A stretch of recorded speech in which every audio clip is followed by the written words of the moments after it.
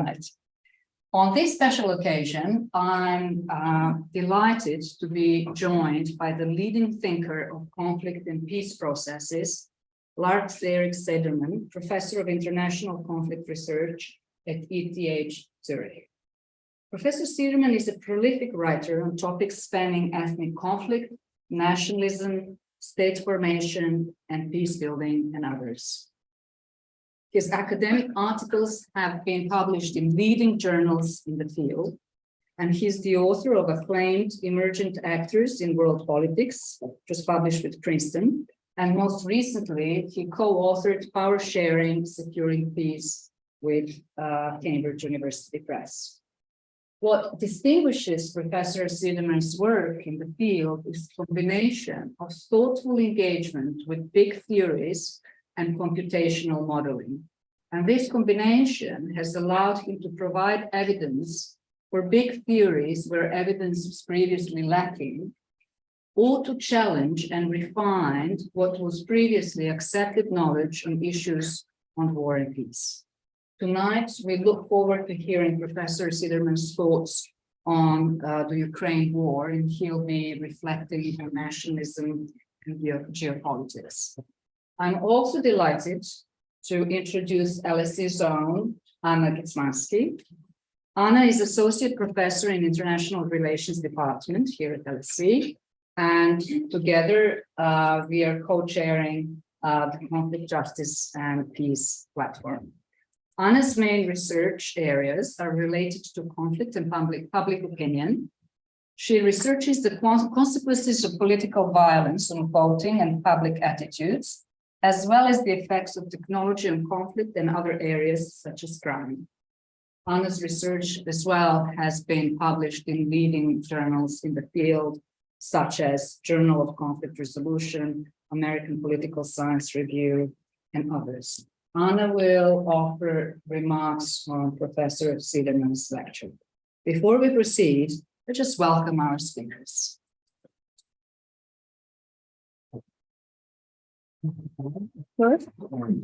Okay, so the way we'll proceed is Professor Cederman will speak for about 35 minutes. This will be followed with Anna's comments, and then we'll open it up for questions.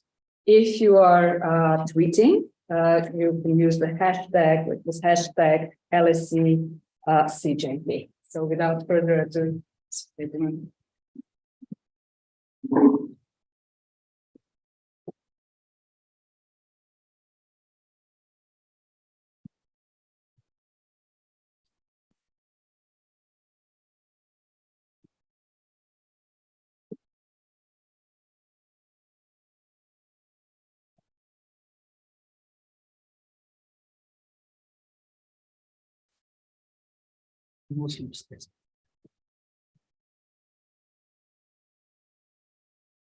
Well, good evening, and thank you so much for these flattering words. So welcome. I'm delighted to be here. Now my screen disappeared. No, I guess we have some high tech going on here. So I don't want to disappoint you because I'm not just going to talk about Ukraine. I'm going to be talking about the somewhat larger picture that Ukraine is the starting point, as you can see here. The friendly man who's waving there is a Russian soldier in the process of invading Ukraine a bit more than a year ago. But what I will do also at the same time is that I'm going to tell you about some of the newest research results out of our ERC project with EU funding. So what we're trying to do here is exactly what was said, that we're trying to build on the classics and test some of the theories and also rethink the way we approach nationalism more broadly speaking. So Russia's invasion of Ukraine a year ago came as a rude shock to most observers in the West. Still, this was far from the first time that nationalism has caused surprise. In fact, since the French Revolution, nationalist upheavals have had a nasty habit to shock scholars and politicians alike. Despite increasing nationalist tension undermining Habsburg rule in 1848, Prince von Metternich ignored these signs and was promptly forced to resign. More than a century later, the collapse of the Soviet Union came as a huge surprise, not only to Gorbachev, but also to most academic experts in the West and elsewhere, because they paid little attention to the country's ethno-nationalist brilliance. Why these repeated surprises? Is it because history is inherently chaotic? Or are analysts and practitioners simply using the wrong conceptual map? And what I will argue is the latter. It turns out that most influential approaches to international politics failed to make sense of Russia's radical new revisionism since the Russian annexation of Crimea in 2014. Yet the return of geopolitics is by no means limited to Russia. Contemporary examples include China's claims to reunify, as it were, Taiwan, Serbia's ambitions in the Balkans, and Turkey's Ottoman nostalgia. Ever since its emergence in the late 18th century, nationalism has profoundly transformed the state and continues to do so, with massive repercussions for border change and conflict, both within and between states. In contrast, liberals have been slow to grasp the gradual shift from globalization to geopolitics, putting their faith in optimistic scenarios of a peaceful and borderless world. From their welfare-oriented perspective, Putin's assault on Ukraine appears irrational and truly puzzling. While liberal scholars were right in their hope that the Western-dominated world order would secure peace among the world's leading powers, at least for the time being, this order has now come under pressure from both liberalism's internal and external enemies. Realist scholars criticize liberals for being hopelessly naive about the power realities of world politics. While realists are keen analysts of geopolitics, they also tend to underestimate the subversive influence of nationalism because they view it as a force strengthening rather than weakening states' power within their given borders. Convinced that Putin maximizes Russian security by prioritizing defensive measures, realists expected Russia to refrain from moves beyond the annexation of Crimea, including Denisa, by the way. The main reason for the realists' underestimation of this type of revisionism, it would seem, is their downplaying of ideology and nationalism's subversive border-altering power. Putin clearly is not only concerned about NATO expansion, his geopolitical ambitions include the restoration of Russia's imperial grandeur. Because of their theoretical tunnel vision, realists thus risk being as surprised by events as Metternich was in 1848.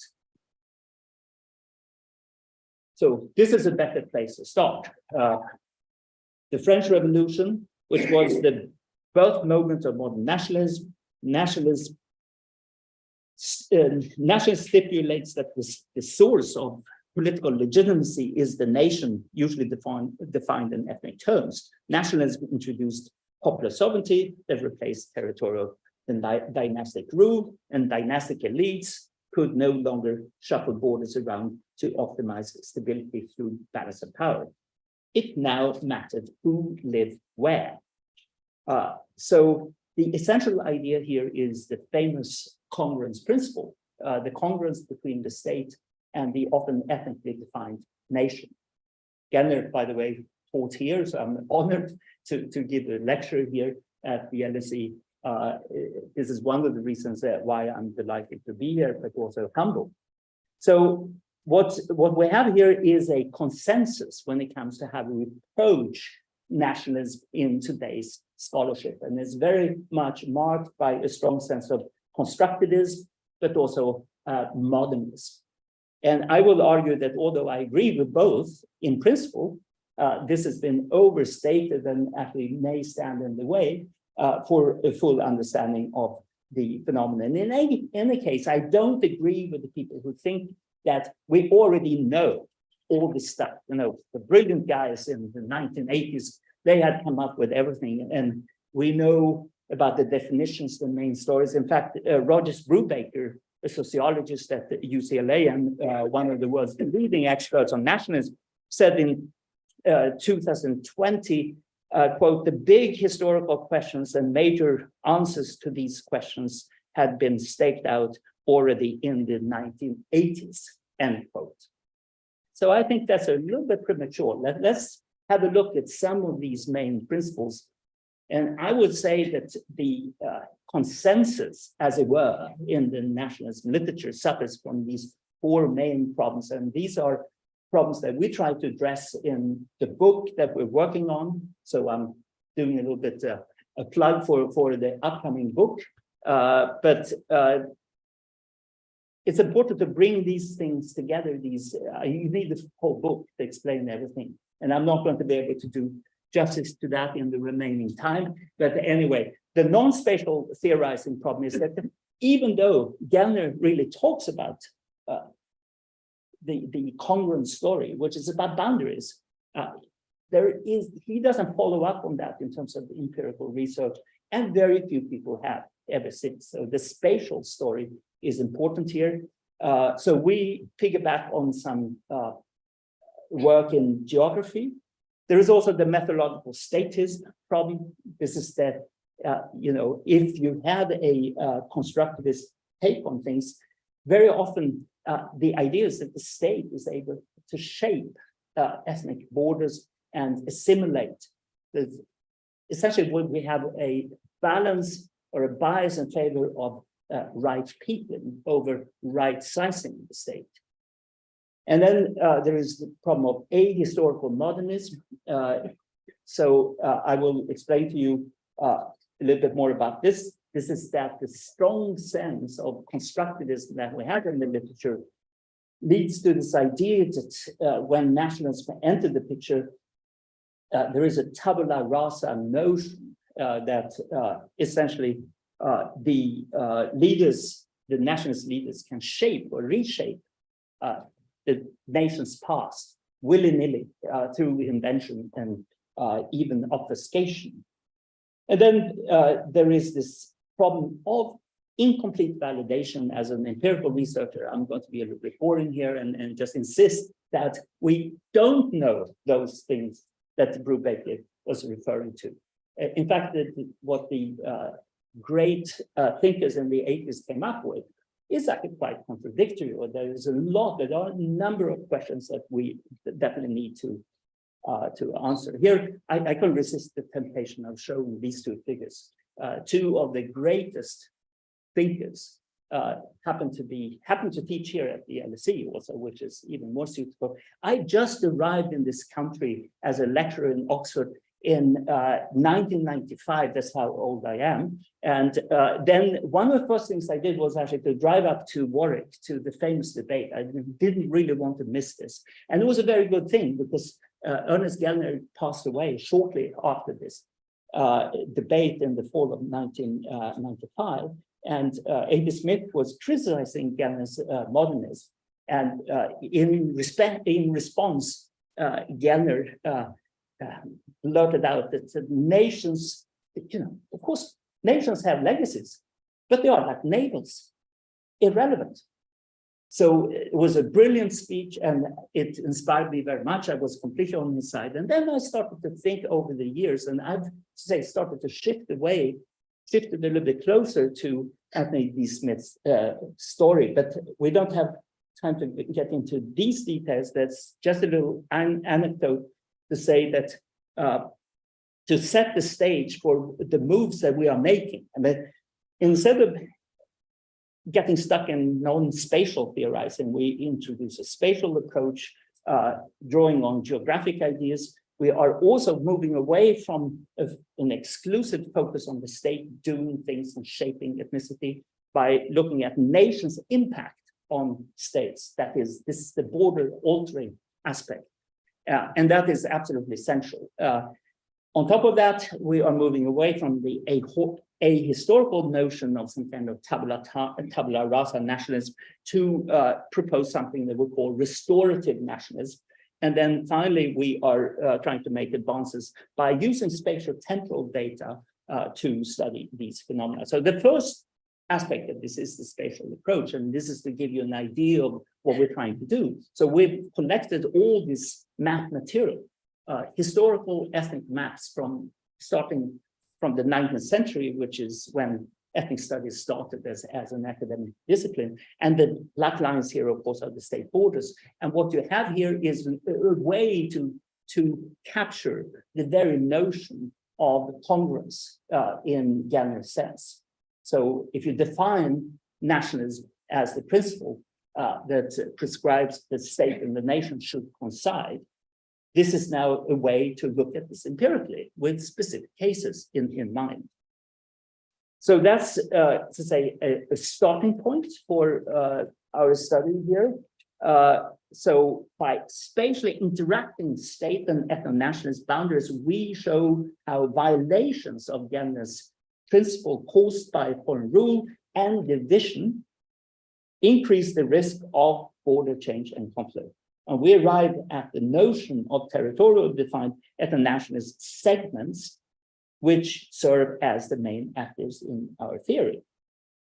The second point is to get away from methodological statism, and this is that we look at how the underlying ethnic landscape is going to push state borders in different directions, including affecting the size of states and the shape of states. And that is something that is understudied in the literature. We're not saying that we're the first ones to do this. I mean, there are countless studies of secessionism or unification or irredentism, but they are located in different studies, and we're trying to come up with a more unified way of studying these phenomena with also unified data as well. And here is our take on restorative nationalism. I mean, we are arguing that you really have to take the nationalists seriously, including what Putin was saying, that in that fateful week of February last year, but also in the speeches preceding the invasion.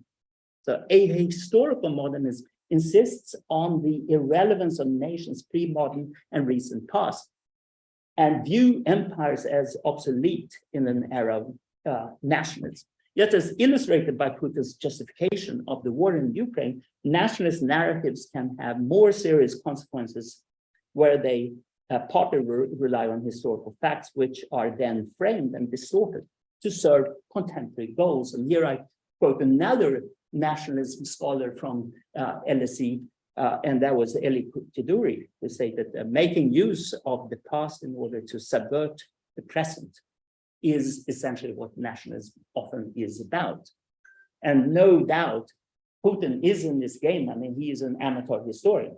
He would obviously flunk almost any serious seminar in history, but that doesn't matter because he's selling his story, his narrative, and it is obviously it's flawed in some respects, but it's not completely inventive. And we are really interested in the factual component of these stories to see if they make a difference. And what we find is that many of these narratives and arguments advanced by nationalists would follow the same pattern. This is a three-step.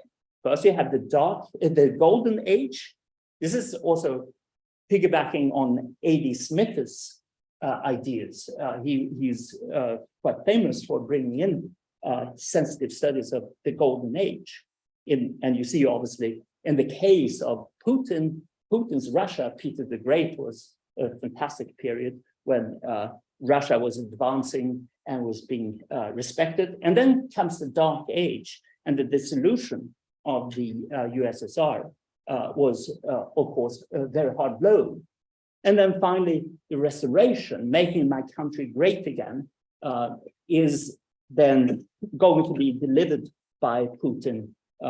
So that is the reason why Russia is fighting in Ukraine to a very large extent. And then here is a picture of the way we're trying to synthesize and bring together ethnic maps in order to create a well-founded notion of ethnic substrates that we are using in our analysis. And I'm going to show you now a few pictures. Here is the method, the way it's used in the case of the Hungarians, and it's based on many maps that, so to say, vote, and we are creating best guess shapes of these entities, and that's the basis here of the ethnic data. I just wanted to show you this picture to give you a feeling for how the theory really works. So the upstairs logic, the first line here is realpolitik, the state a la Tilly. Charles Tilly, essentially, you have state borders, and then among these borders you have, or among these states, you have power differentials that would then trigger interstate war, which will in turn lead to border change, and you're back with larger states. And I'll show you an example of this in a few moments. But what we're adding here is this other level of analysis. So instead of just focusing on the difference, so say violations of balanced power, we're really looking at this state-nation incongruence as a generator of conflict. So that's a parallel logic. This is very much simplified, of course, but you can see that if you have a clash between the state borders and the ethnic boundaries, you are going to have this triggered. This will change borders and could also drive ethno-nationalist conflict. So the first story here that I'm going to tell is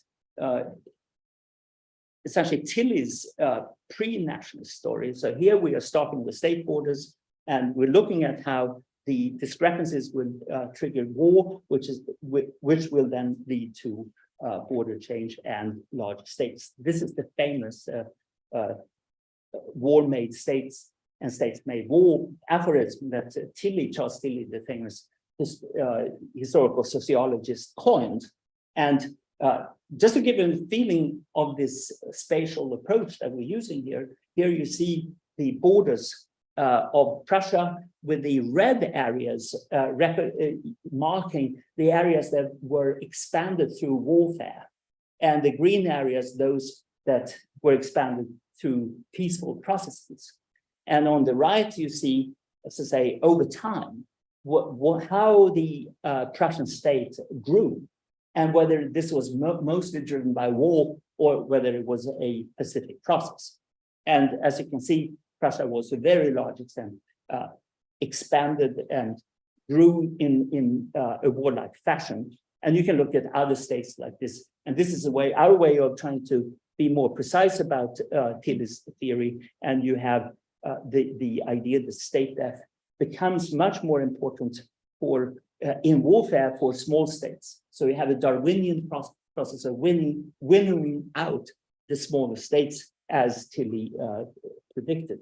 But this is controversial, and this is being debated, and we think that with this type of data, you can actually reach some conclusions and with more precision. Now we're getting into the nationalism story here, and we are looking at the very notion of incongruence and to what extent this would change the size of states. And there is a study that has remained a puzzle, a result that is from Lake and O'Mahony's study in the Journal of Conflict Resolution from 2004, where they discovered that state size was going up in the 19th century until the late 19th century, and then they started to go down. And we argue that it's nationalist stupid that's driving this whole thing. And with the congruence data and the spatial data, we are able to pinpoint these processes empirically. So here's just an example of a diagram that shows you these events in Europe over time, with the red ones standing for secession and the green ones standing for unification, that is growing states, and the orange ones, irredentism, where you have a transfer of territory according to nationalist principles, and the blue areas here, or the blue events, are non-ethnic events. So based on this calculation, we can then show that you get precisely this growth of state size in Europe in the 19th century, and then, so say, slide downward into the 20th century. And this is a pattern that is also replicated to a large extent at the European level. I'm focusing mostly on European data here and in the talk. We have also in many of the chapters for many of our studies, global data, but it's much harder to do research outside the European cases because of data limitations when it comes to the historical long trajectory, which is why we've put most of the focus on the European cases, but we are obviously very much interested in the rest of the world. What we will not do is to extrapolate from our European results without doing careful empirical work and looking. I don't believe that ethnic nationalism, for instance, operates homogeneously across the world. There are huge differences from country. So we also are playing around with statistical tools. Carl Müller-Treffon has taken the lead on a paper where we're using something that's called probabilistic spatial partition, and where we essentially try to explain where borders are drawn. And here we don't have to presuppose that everything is about ethnic nationalism. We are letting, so say, the data speak, and we can feed in rivers, mountain ranges, watersheds, etc., and see how important ethnic divisions are. And lo and behold, at least within Europe, the ethnic cleansing was, to say, I shouldn't call it, the ethnic sorting and the rearrangement of the borders have followed to a very large extent ethno-nationalist principles, and that's a useful tool, but it takes quite a few cycles on our big computers at ETH, so it's not the easiest technique. Now we're getting into something that is directly relevant to the story in Ukraine. And let me see, in terms of time, I have 10 minutes or something, or okay, thank you. So we are now looking at ethno-nationalist conflict as the outcome, and the whole study is very much focused on these consequences of nationalism. Here, you don't need to pay attention to the details here, but I've taken just to give an idea of how we try to classify different configurations. And you have on the left different types of violations in terms of home rule, alien rule, or mixed situations, and then unity and division. All these things are scandals to nationalists. And in this particular case, we have pinpointed a type of situation that was spotted by Myron Wiener in a famous article from the 70s, the Macedonian syndrome, which is a combination where you have, I mean, here the boxes stand for states, and the gray areas stand for ethnic groups, and the stars stand for capitals, and the arrows, red arrows, conflict, which are either civil conflict or horizontally interstate conflict. And what the literature is really bad at so far is to bring together both civil conflict and interstate conflict and how they interact. And we're trying to push beyond what Myron Wiener was interested in and generalize beyond the cases of the Balkans. Now, one of the most important stories is indeed when we're trying to test restorative nationalism. And here we are looking at the Poles as an example, just to give you an idea of how we can use the spatial temporal method to capture this notion that the nationalists spot something in the past. Essentially, we're taking almost 1,000 years of state borders and trying to have them explain to the last 200 years of history in terms of conflict. And what we do here is that, to take the example from the Poles in 1863, the ABC stand for the segments. And so the Russians inside Russia felt divided and occupied. So they revolted. So this is But it's not just that they were, to say, deprived of unity and home rule, but it was also that they had it better in the past. And the way we do that is that we go back, and that's the time scale at the bottom here. So if you're at time t, you will follow the nationalists' retrospective logic, look back, scan through all polities where these guys lived.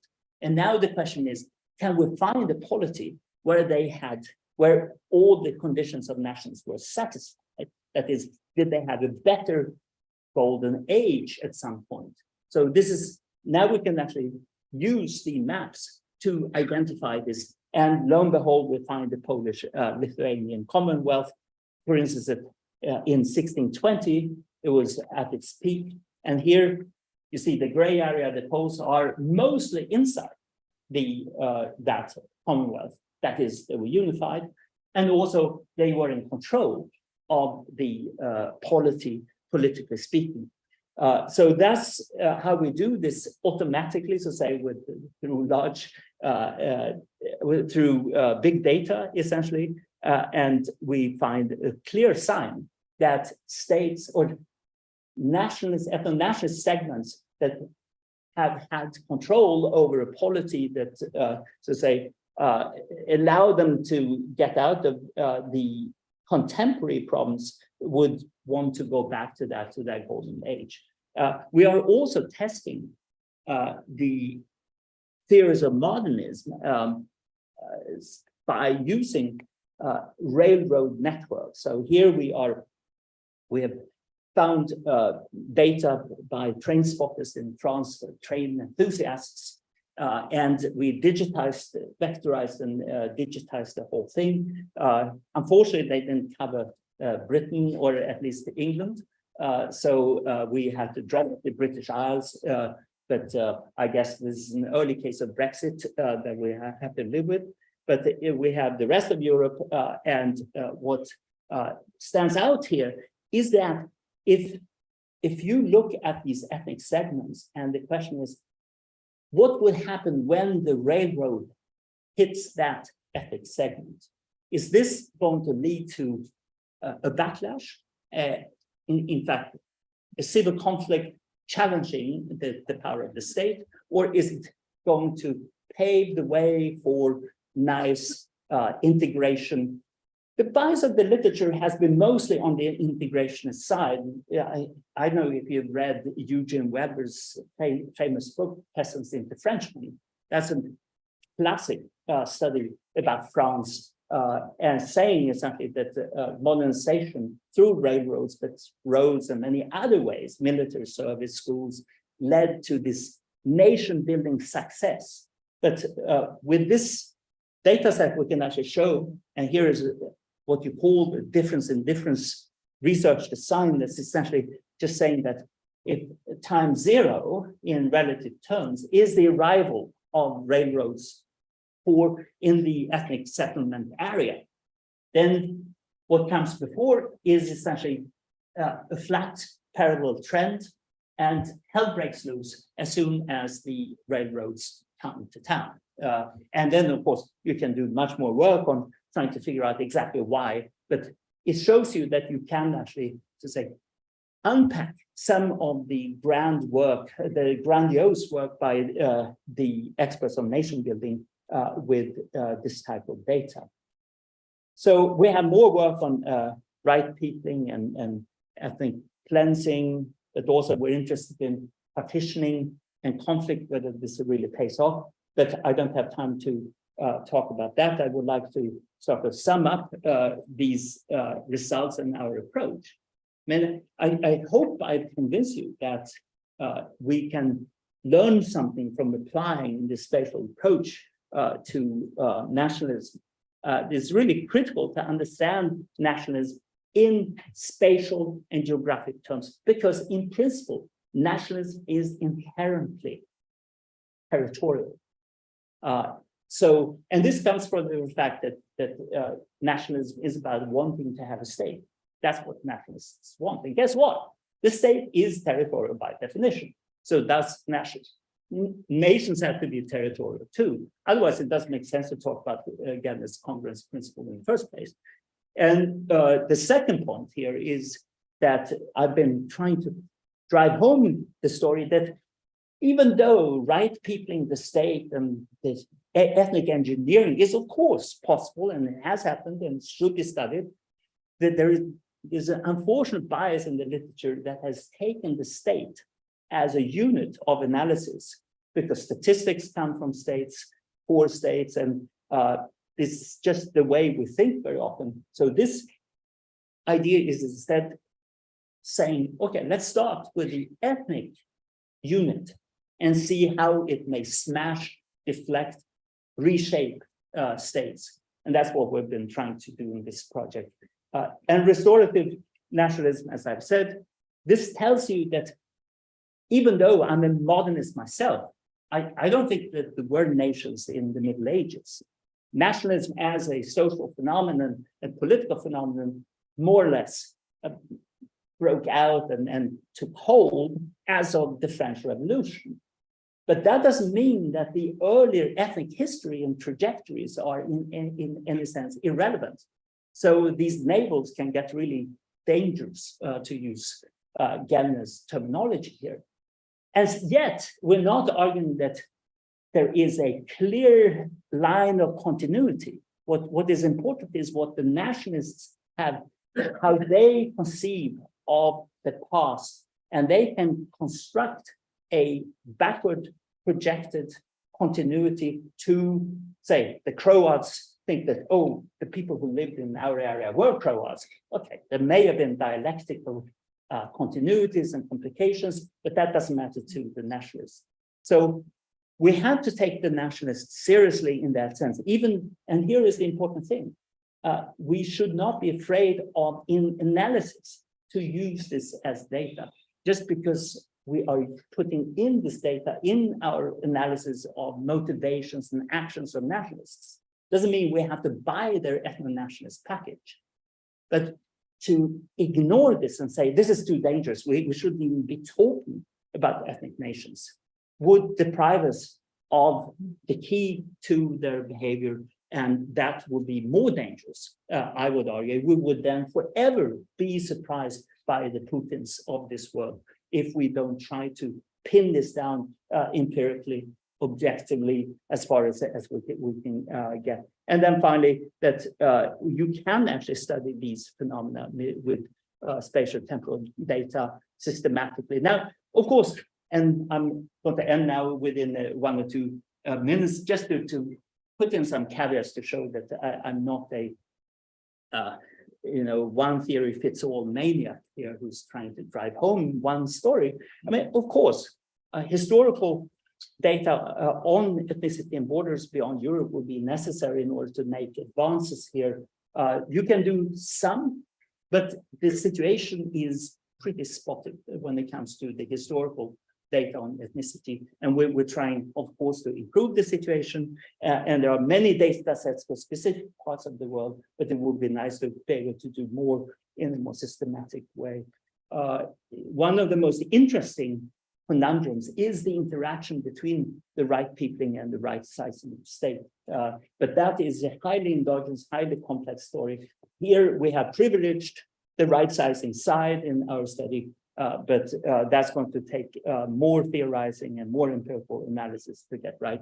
We also think that the spatial approach should obviously be complemented with text-based analysis, both qualitative and quantitative area studies, and a whole traditional methods, historical methods. So we don't think there is only one way to study this phenomenon. And you also need to go beyond structure and study dynamic mobilization processes. And finally, of course, what I've been saying here is doesn't mean that power sharing and deviations from nationalism would be powerless or uninteresting. I mean, in fact, as you mentioned, I just published a book on power sharing, which is, I think, by and large, the way you solve these problems. In some cases, some rare cases, perhaps partition may have to be resorted to, the two-state solution between the Palestinians and the Israelis. being one example of that. But by and large, I am not a nationalist myself. I don't think it's the solution, it's part of the problem.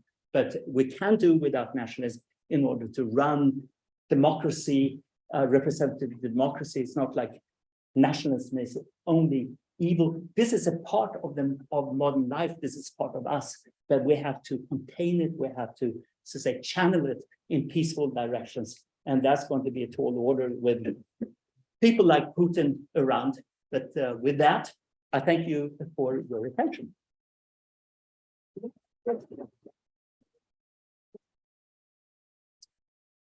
Come up to you. Yes, please. Anna, please.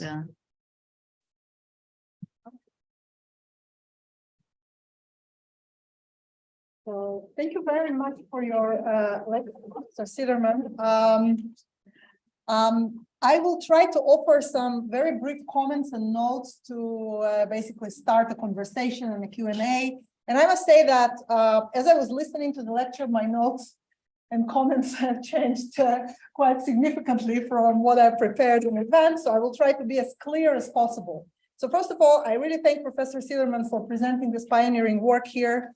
It continues his previous groundbreaking research on how ethnic diversity leads to conflict through economic inequality, as well as how institutional power sharing arrangements can reduce conflict and lead to peace despite the existence of incompatibilities or disputes.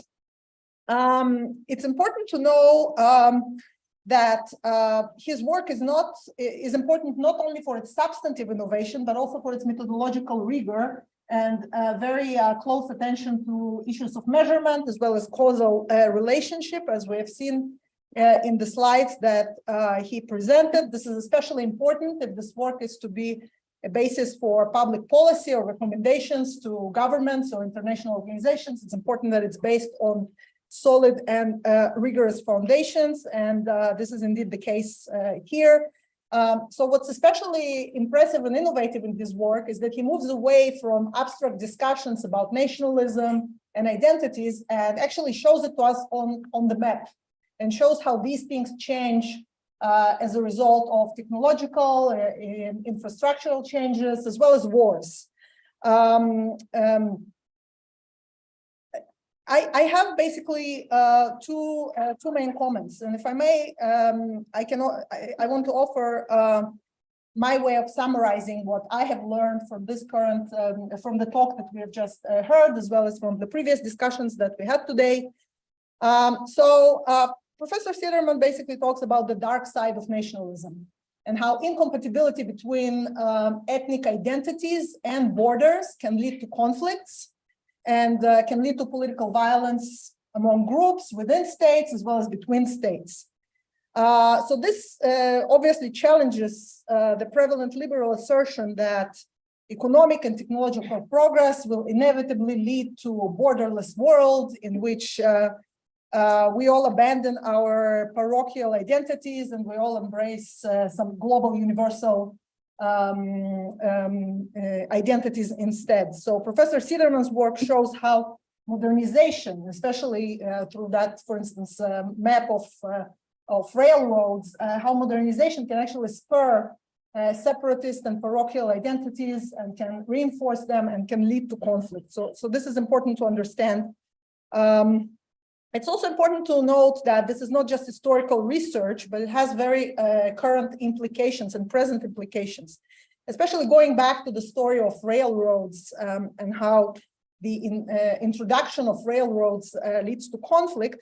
Many countries are currently embarking on modernization of their railroads, partly as a way to reduce the carbon footprint that is left by other forms of transportation.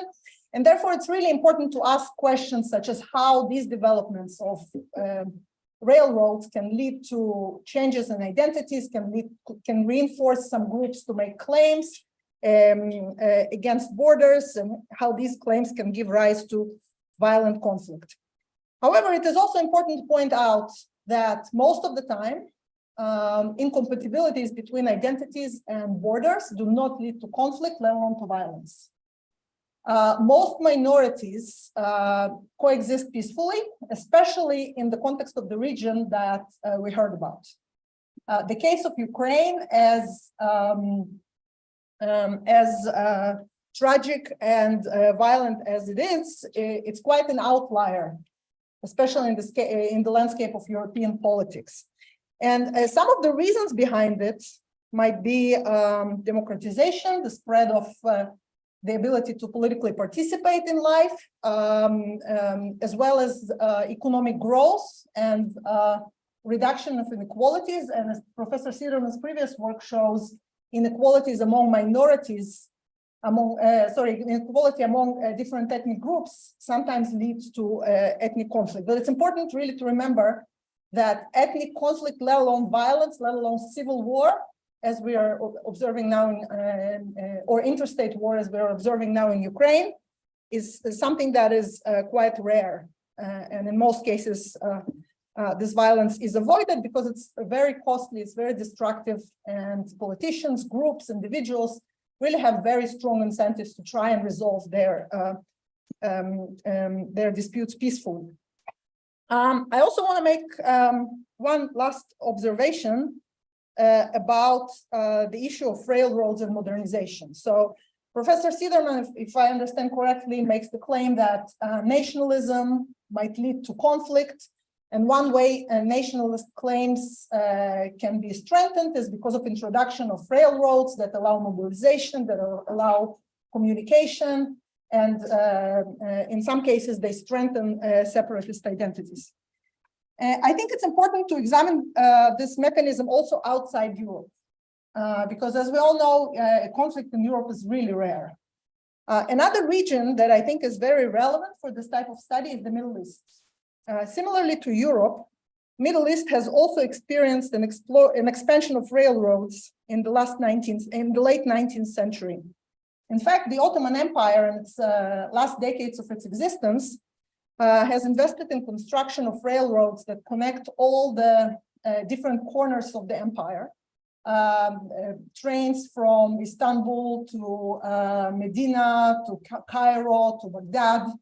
And basically the entire region was connected. And I'm sure many of you read the book by Agatha Christie, Murder on the Orient Express, that really shows the multicultural, universalist nature of the region in that period. That is very different from how the region looks now. And so this actually is a sign that modernity can also lead to multiculturalism, can also lead to cooperation, can also lead to exchanges and diversity that coexist peacefully. However, when the balance of power in the world changes and universalist empires like the Ottoman Empire fall apart, and in the Middle East, in place of the Ottoman Empire, we had the Sykes-Picot Agreement that basically randomly divided the land without much consideration for ethnicities, for linguistic groups. And what we saw is that those borders, similarly to some of the evidence that Professor Cederman presented us, those borders have reinforced parochial identities. And some of these identities actually turned against this modern infrastructure. And for instance, we saw how Bedouin tribes took apart the railroad that connected Damascus and Hijaz, because that railroad was basically prevented them from profiting from trafficking. And I guess what I'm trying to say is that conflict and modernity and identities can work in different ways, and the causal arrows can run in different contexts in different directions. So it can run from identity to conflict, but conflict can also shape identities the way it happened in the Middle East. I think that said, it does not in any way undermine from the great achievements of this work. Basically, I invite you all to engage by asking questions. And also to remember that this work, despite its historical nature, is very much relevant for today, given both the expansion, for instance, of railroads to China's Belt and Road Initiative. And so the questions are how global shifts of power that translate into multinational infrastructure, how they can perhaps shape identities in a way that lead to conflict, but perhaps also to peace and coexistence, as it happens in many, many cases, in most of the cases. So thank you very much. Thank you, Herman.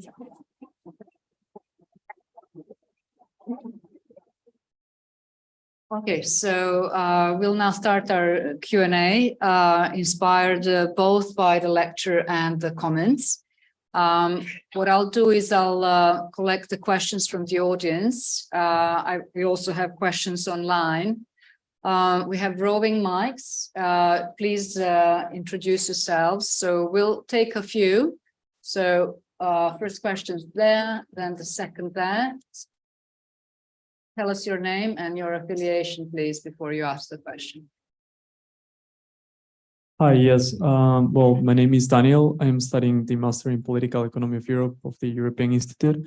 I had a question about how applicable is this model in regions such as Latin America, where there wasn't a nation-state building process. More taking into account that Ecuador and Bolivia, for example, are legally considered plurinational states. Thank you. Okay, great. So applicability in Latin America. And the second question there. Yes, hello. My name is Derek Frost, concerned citizen. I'm curious what metrics you use to measure the balance of power within a state between ethnic groups. And well, let's take two more. Yeah. Hi, I'm Michelle Hughes. I'm a PhD candidate in law here at LSE. And I'm also a human rights lawyer, and I've practiced for several decades in conflict zones around the world. And one of the things I'd like to ask you to elaborate on with your model and your analysis or your methodology is the role of geography in that. You mentioned briefly waterways, mountain ranges, and so on. I also happen to have a military background, and geography is destiny coming from that perspective. So where does that fit in your mapping project here? Okay, and let's do, there was, yes, and last question in this set.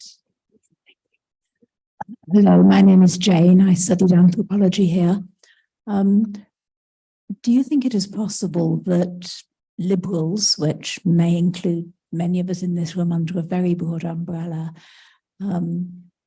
are shying away from a future concerning ethnic boundaries because to acknowledge that they may be based in reality or in something, I'm not quite sure what ethnicity is, could have a contamination with concepts of racism. And I'd be very interested in your take on the relationship between Could you diversity and racism. restate, just, it was a little bit difficult to hear you. Could you just restate the main essence of your question? Because it was acoustically difficult to hear you. Well, please elaborate in whatever way you wish, but might liberals be afraid of acknowledging the reality of ethnic self-definition, whatever that might be, because it might have racist overtones? And please answer in whatever way is constructive. Do you want to give it a go? Oh, yes. I might as well start with that one. And of course, we are not trying to say that ethnic boundaries are frozen in time and that they are existing objectively.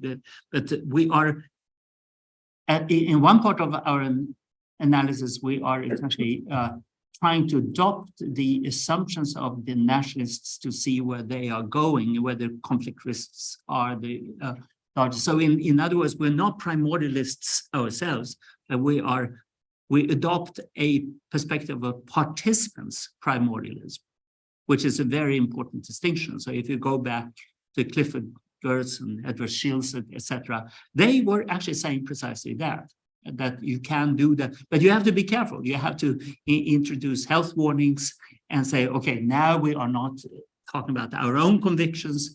Now we're feeding our models with assumptions that have been made by Putin and other nationalists.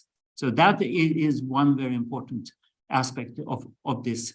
But I think also that there is a tendency in the literature, including Rogers, Brubaker, and others, to overstate the extent to which ethnic boundaries are fluid.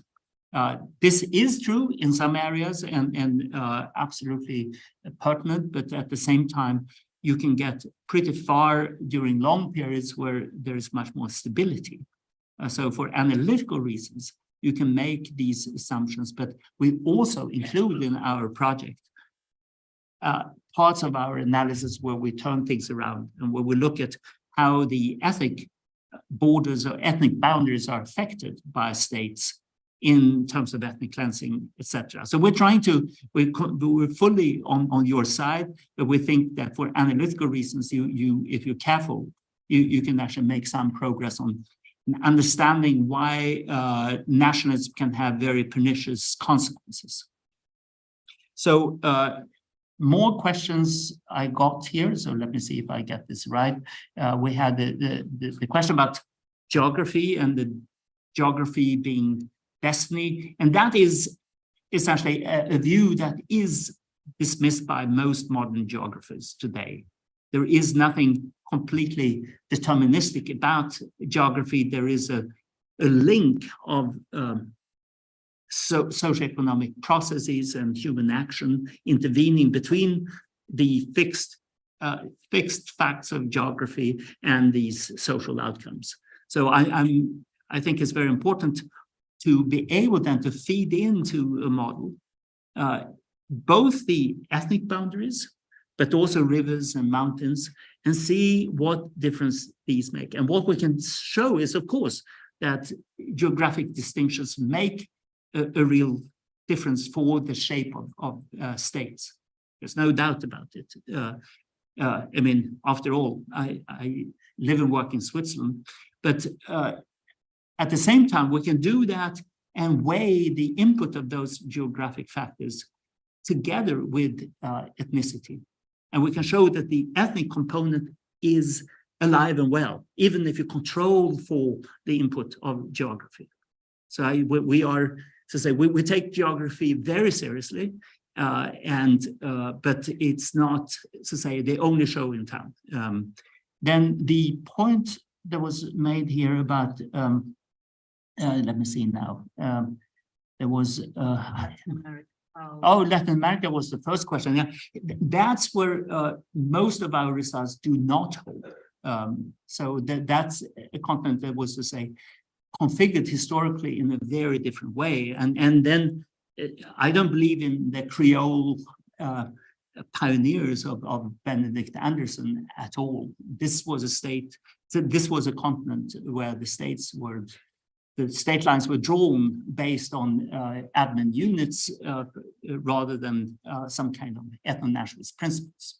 So in that sense, I think there we have to be very, very modest and very careful. And we have some, for instance, in the study that looks at why you get borders drawn in certain places, the ethnicity story is useless in that context. And then the second question, I'm trying to just ethnic, yes, how we measure ethnic group. Oh yes, essentially the power balance between the ethnic groups, and we're trying to use very simple measures here, demographic measures, because we cover so much time. We cannot get into very precise measures based on military personnel and things like that. So we use the proxy of essentially demographic size. Okay, so I'll now turn to our online audience. I note the questions here. So we have a question from Matthew Partney, who asks, how does this model accommodate the sense of shared identity that is transnational but dresses as nationalism? Thinking, for example, far-right online communities, or knowledge sharing between far-right parties in different countries. Then we have a question from Ji Li Huang, year 12 student from Nottingham. Do you think that we will see an end to the concept of nations as we know it due to hyper-globalization? Then we have J.S. Guest, LSE alumni. How do you protect and keep a culture without a language, a culture, and a border? And Omar Hamid is a postgraduate student from Newcastle University joining us. Omar is asking, do you think supranational organizations amplify nationalist sentiments, much like the railways and modernization of the past? Yeah, So, I'll try to do them in reverse order. yeah. I think actually that's a yes, indeed. I do think that, to say, supranational integration can act as a trigger in a very similar sense, but at the same time, it can also mitigate conflict. So I would say that in Eastern Europe, we would have probably had much more ethno-nationalist conflict had it not been for the EU and the, say, membership policies or incentives for those countries. So Hungary would probably have been much more active than it has been had it not been for the EU, etc. So I think it, again, a bit like the railroads, it cuts both ways. And the real question is to figure out under what conditions one or the other effect prevails. And that's what we're trying to do with empirical research. So I think it's a very good question. I sympathize with this idea that the EU could, in fact, trigger conflict under certain circumstances. But on balance, I would say I'm very much in favor of supranational integration. On balance, I think it's helpful. But now, when it comes to whether you could say do without borders and keep state going, was that the idea, or it was? Well, the question was whether nations can survive hyperglobalization. Oh yeah, but the second point was about whether you can survive. Yeah, culture without language, and without. I live in Switzerland, and some people think that Switzerland is this fantastic four-language, multi-linguistic community, and that's of course a myth. It means that the German speakers have been willing to learn enough French for the whole thing to hold together, and now we use English anyway. But no, I'm kidding a little bit. In fact, there are many Swiss Romans who speak excellent German too, and the Ticinesi speak pretty much all languages. But I think actually that Habermas has been referring to Switzerland as the model for Europe. Of course, if the Swiss can do it, everyone can do it. But it's difficult even in Switzerland. So I think that you cannot do without at least some kind of lingua franca, some kind of common language in the end. But you can build on bilingualism. You can get very far with this, and this language I'm using right now is a proof of that. So too bad that Britain left the EU, but anyway. So hyper globalization. I don't think we are witnessing the imminent demise of nationalism. Absolutely not. I think actually that I'm proud of having published an article in 2001 on nationalism and European integration, where everyone was raving about the EU constitution that then met a sticky end only a few years later. So I think that there's been a lot of hubris concerning globalization, and the picture I showed you, the photo with Bono and Tony Blair, etc., was meant to illustrate that in a somewhat, a cheeky way. But I think actually that the reason why nationalism will continue to be powerful is that it's not just powerful in the sense that it can, to say, you can dominate with it. But it's also, as I said toward the end of my lecture, is really part of our existence. This is the most powerful ideology and it's mostly peaceful, and it's immensely helpful when it comes to organizing representative democracy. It's very difficult to do anything democratic without nationalism. So I think it will be here for a very long time.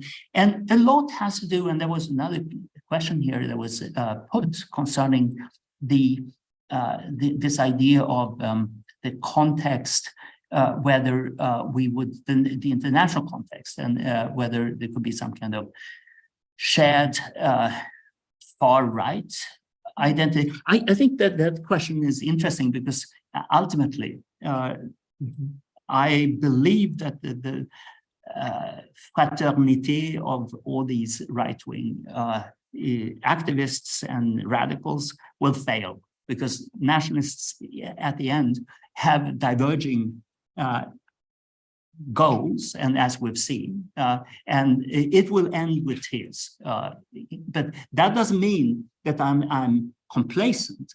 I actually think that we are witnessing right now one of the most scary periods at all.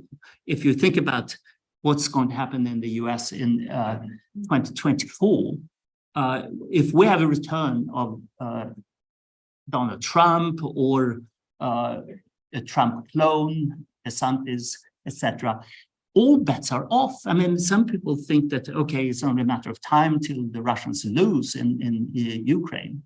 But in reality, of course, it's all dependent on military aid coming from the West, and that could dry up if you have a regime shift or regime changes. Perhaps could even be a regime change in Washington if democracy is dismantled as we know it.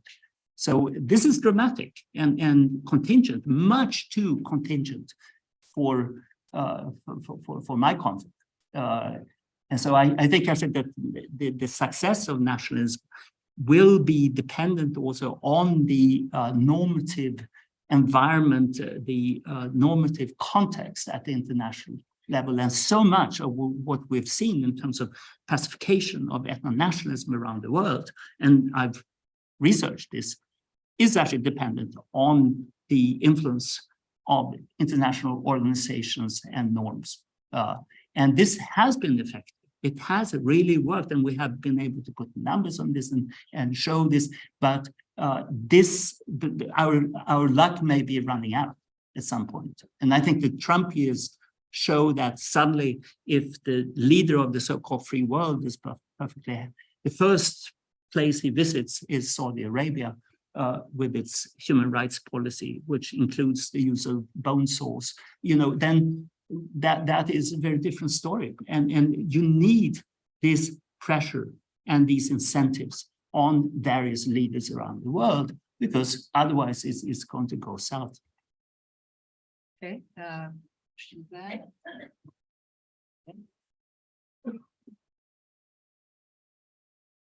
Thanks for this lecture, Raji. I'm an LSE alum. 2 questions. First one is regarding, does economic union or unity bring people together and potentially eliminate borders? Look at the EU, for example, look at the Mercosur in Latin America. Would that be a model that eventually would get people closer together, given that they have common economic interests? Second question is, I'm from the Middle East and also Lebanon specifically. Used to be called the Switzerland of the Middle East. And there's a big debate about whether the Swiss model works, because, we had 15 years of civil war. And also we have civil war in other countries in the region. Look at Iraq, look at Syria. There are a lot of ethnic groups, the Kurds, the Sunnis, and you had ISIS as an extreme example of radical Sunni. How would you, and also then you look at Israel, where you have the Palestinians and the Israelis fighting over a state. How would you sort of find a solution for this? Does a confederation like a Switzerland work? Does the confederation model like Switzerland for Lebanon, for example, work? Or a federation, a looser federation? How would you think that these kind of conflicts, would be resolved? Thank you. Question here.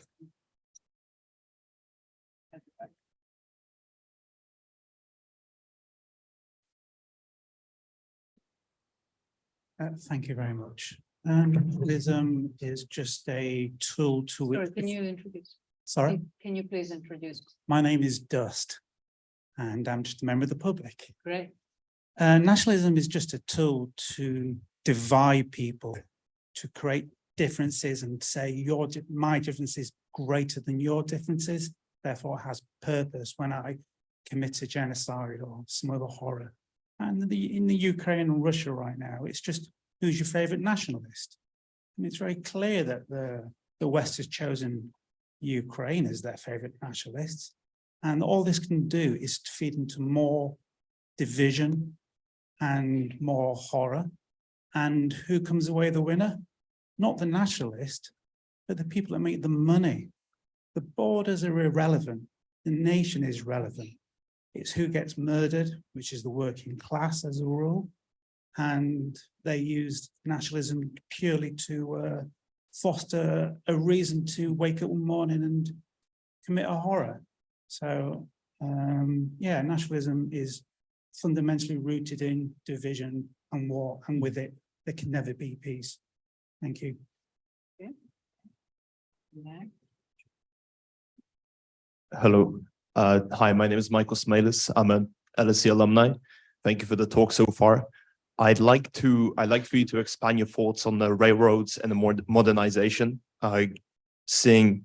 Asking specifically how much more in depth did you go, maybe qualitatively? Just because, say, I'm from Poland and looking at 20th century Poland and Eastern Europe, the role of railroads built by, say, the Germans or the Soviets had not the purpose of modernization in mind, and whether that affects your conclusions on separatism, etc. Thank you. And there was a question there in this round. Yeah. Yeah. Yes. Let's go ahead. Hello, good evening. Thank you very much. My name is Denisa. I wonder if you're going to agree with what I'm about to say. Sometime earlier on, you showed a diagram, a peak of nation states unified sometime in the 19th century, the latter part of the 19th century. And basically what I want to say is sometime 17th, 18th century, we had the beginning of the Industrial Revolution, which gave rise to a burgeoning new economic and political system, which we commonly know, we call capitalism. So basically what I wanted to say, if you agree with me, is the Germanic states, for example, that urge and rush to unify in 1871, the Italian states, which began about 1861 and finally they unified in 1871, it wasn't really an irredentist or a nationalist fervor, but it was more a practical way for the state to unify, because it was basically, we had a capitalist system in an ascendant phase, and basically it was basically who's going to try and grab the emerging economic markets, which subsequently led to the First World War. And it's the same thing, if you will also agree, it's the same thing which the American Civil War, for example, it wasn't because the northern states, the Union states, were so much embracing and against slavery, but more because they were more progressive in their thinking rather than the backwardness of the Confederate states. So thank you very much. Thank you.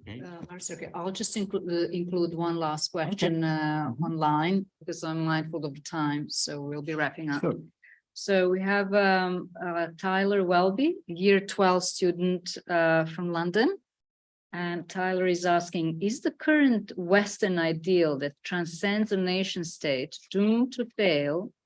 And instead, should they, I suppose, West, focus on developing nation states as defined by ethnic boundaries as to avoid separatist sentiments? Okay, I'll start with that one. No, I would not prescribe the ethnic solution here. That if you turn this loose on sub-Saharan Africa, it would end with a massive bloodbath. So I think that would be irresponsible. In some cases, partition may have to be undertaken, but I think it should be avoided as much as possible. And I'm working, trying to understand the conditions under which partition will be called for and justified. The problem is that you cannot just look at these cases in isolation, because they could also spread, diffuse beyond the case in question. So they could undermine the very integrity, the territorial integrity of existing states, and turn the international system into a shooting gallery. And so I think I would be very, very cautious. I would instead go to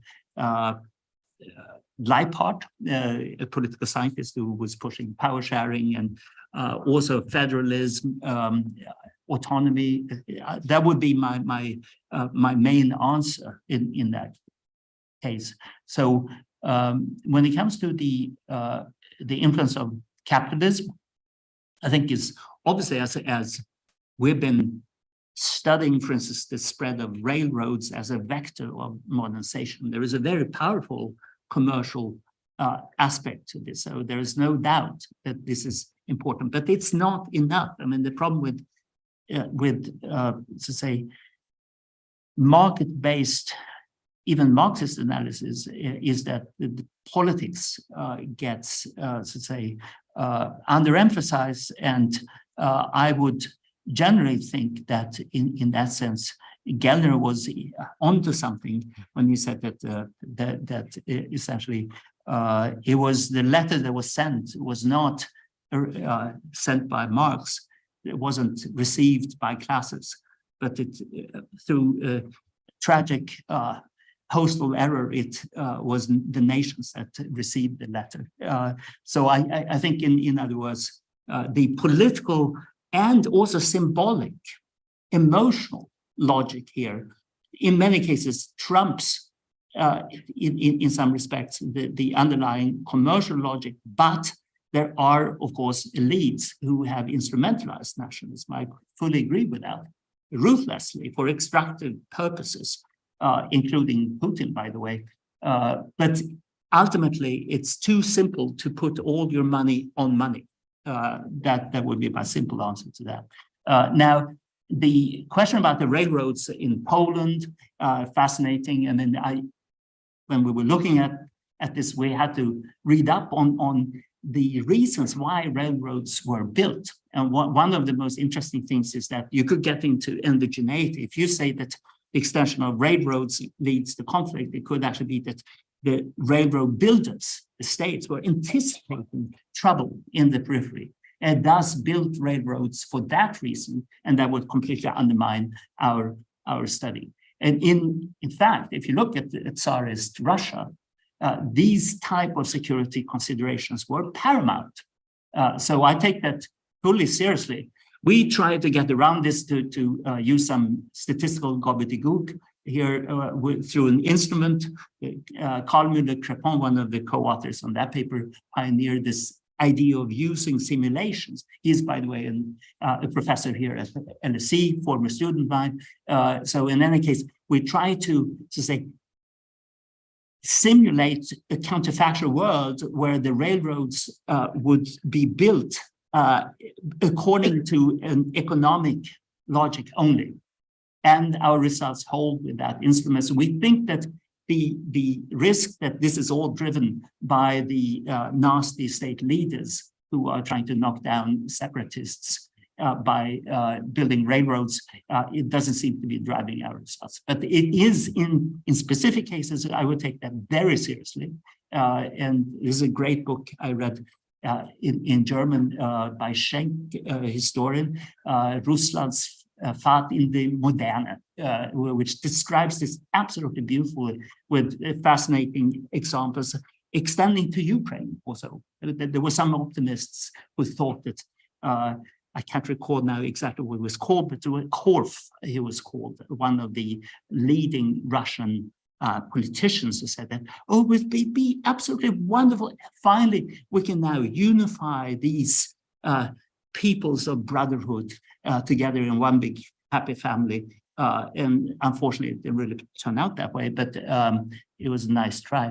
Now, when it comes to, I think there was another question about also a little bit more along materialist economic lines, whether this was driving the whole process. here, first of all, I think there is it doesn't really matter in the end if the leaders are true believers themselves or whether they use nationalism for instrumental purposes. I mean, Bismarck, he wasn't a nationalist, but he used nationalism ruthless. And so in the end, it doesn't really matter. The result is the same. And however, when it comes to Putin, I actually do think that he is a true believer. He is committed to Russian grandeur. And that is part of the problem here, that it's not just that if he'd been more pragmatic about it, more instrumentalist, more ruthless in that sense, I think it would have been easier to bribe him into a more happy outcome. But I'm quite worried that he believes in the stuff he was studying during the COVID period and also was fed well before his COVID isolation. I mean, this is something that goes back years, these pernicious ideas. And the point about nationalism only being evil, I think that would be a little bit too one-sided to me. I am fully aware of the terrible consequences of nationalism, and I think it should be countered and hemmed in, contained as much as possible. But I don't think you can do away with it. You have to somehow domesticate it and control it and mitigate it as much as possible. And then there was this interesting question about the Middle East and Lebanon. And again, there I'm somewhat, I think you can get somewhere with economic incentives. But as the European Union shows, it's not enough. I think it was Lord Dahrendorf who said that when he was commissioner for education, it was a shame we didn't start with education. So there is an element of political identification that cannot be reduced to economic incentives. And I think the EU is an organization that has run up against that constraint over and over again, but actually does go beyond the economy to its own credit, sometimes too far. And that's where I would say that when it comes to finding solutions here, first of all, I'm not an ardent EU federalist, although I'm a member of the EU because I'm a Swedish citizen. But I think we need supranational structures, but they should be as thin, as pragmatic, as flexible as possible, and not too intrusive, because we are then going to be feeding the populists and the right-wing radicals munition to sink the whole endeavor. So I've been thinking about how to move forward with world peace, and at some point, if I get the time, I would like to follow up on Immanuel Kant, who was writing about the perpetual peace story, and to an astonishing extent, that vision has actually been vindicated. And he didn't even factor in nationalism. So it was based on democracy, on the constitutional principles of the late 18th century. And I think one should redo Kant and his peace process while factoring in nationalism and see how we could somehow rescue the planet based on that more sophisticated understanding of nationalism. But on the question about whether we should turn Lebanon into Switzerland again, yes, I think it would be wonderful, but the conditions are obviously very, very different. I think it's, again, to talk in terms of Kant, there was this categorical imperative where he's saying, if it's possible, you are obliged to work for world peace. If it's possible, if you can imagine a state like Switzerland, where ethnic communities live next to each other peacefully, then it should damn well be possible to do that pretty much anywhere on the planet in principle. And we are obliged to do whatever we can to turn that into a reality. And that would be my rather unhelpful normative take on that. But I think actually that the bottom line is that power sharing is possible in more cases than we think. And the part of the reason why power sharing has got a bad name is that it's endogenous. People don't realize. I mean, it's a bit like the hospital. If you think that the risk of dying is very high in hospitals, because of that, you shouldn't go to a hospital. That's the correlational approach that people take to power sharing. They say, okay, power sharing, trouble.